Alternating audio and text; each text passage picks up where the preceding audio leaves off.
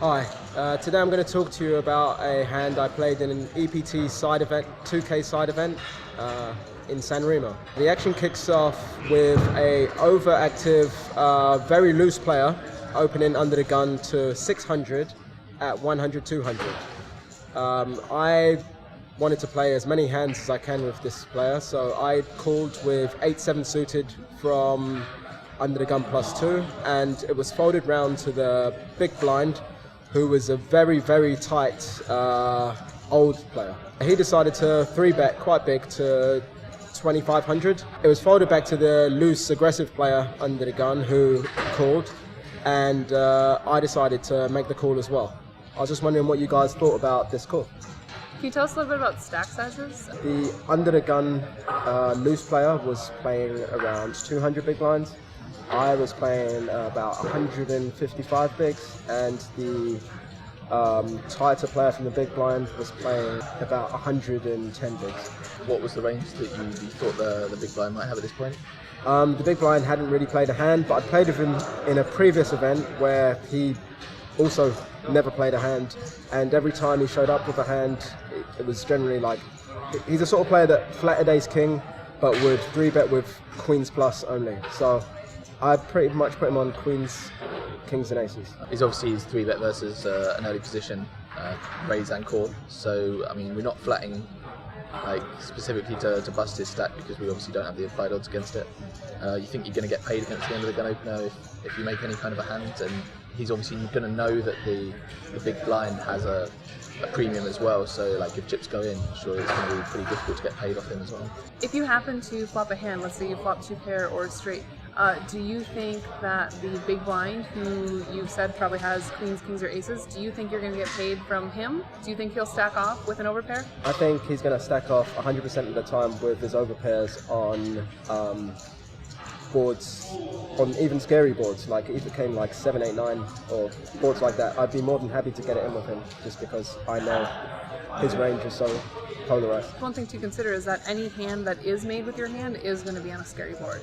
It's either going to be like an all-spade board, or there's no way for you to make a hand without it being a somewhat scary board, unless the flop comes 8-8-8 or something, but that's highly unlikely. I don't think that this particular player is going to read too much into it. He's just happy that he has aces, kings and queens, and he's just happy to get the money in like on a board where there's no overcards. Okay. That's what I felt. And the player who was under the gun was playing every single hand. He was turning up with hands on the river like jack, deuce, offsuit and things like that. So he was just playing hands that he felt were... He's just playing how he felt at the time. What do you think about isolating the under the gun opener? He's just playing such a wide range of hands and just trying to play a heads up pot with a pretty playable hand. That was definitely a possibility. I was thinking isolating him could be like very beneficial because I wouldn't have to go multi-way. But the only problem I felt with this was that he was quite sporadic, and you couldn't really predict his next action. I didn't really want him to like 4-bet me and either have to play like an inflated pot in position or have to like fold my hand pre-flop. I just felt like I just preferred like playing the smaller pot in position versus him with the stacks that deep. Based on the hand position, I'm probably with Martins, and then I'm probably more likely to just flat there. If I'm close to the button and I can don't have to worry as much about players behind me, I'm probably more apt to throw in a 3-bet there, but I don't mind calling there and seeing a flop when you're sitting that deep. Okay, so the flop comes king 9 deuce rainbow, and I have no backdoor draws. Good flop for your hand. Yeah. The tight player checks. The overactive player from under the gun checks, and now it's on me. And I was trying to make a decision whether betting or checking back would be the best option here. What do you guys think? I'm not one for trying to make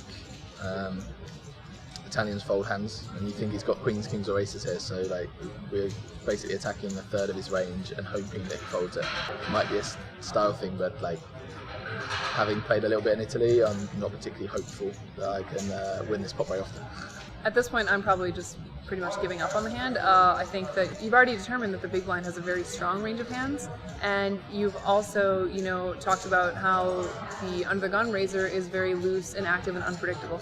So I don't really think that it's likely you're probably going to put out one continuation bet and get a fold here. At this point, I took a shot with a lot of blinds and it didn't work out. I missed the flop, and I'm probably just conceding unless some miracle happens. You're not risking any more trips, and let's play this clear.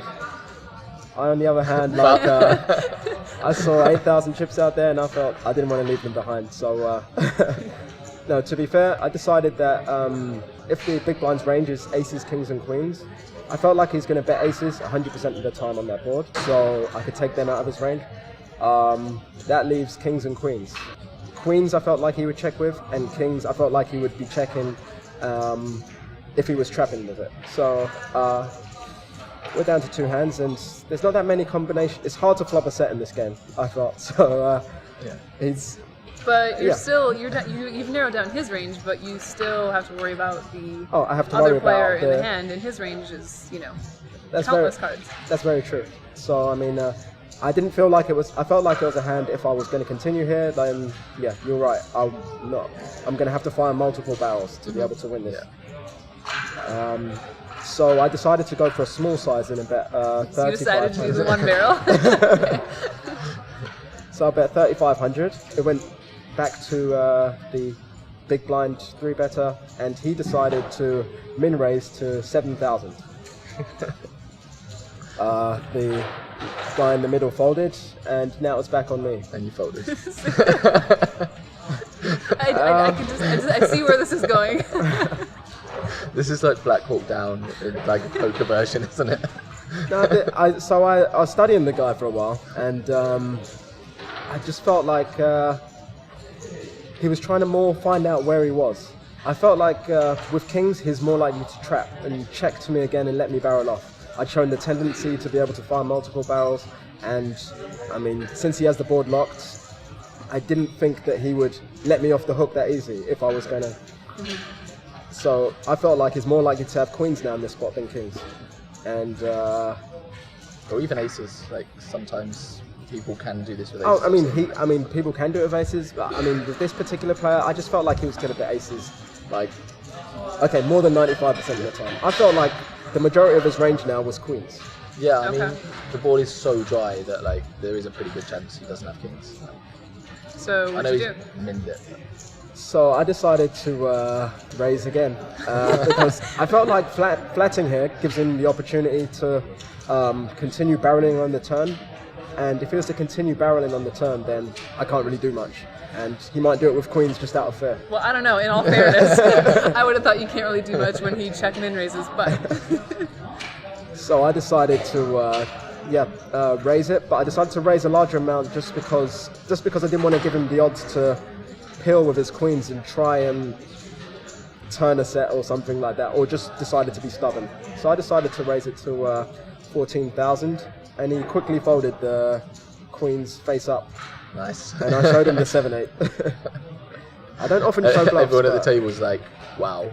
Yeah, it was quite a special bluff. Yeah, it's pretty cool hand. I still hate it. Yeah, I don't think I'd ever do that in my life. But yeah, it is still pretty cool when he gets to turn over the 7-8 on the river. Nice hand though. Yeah.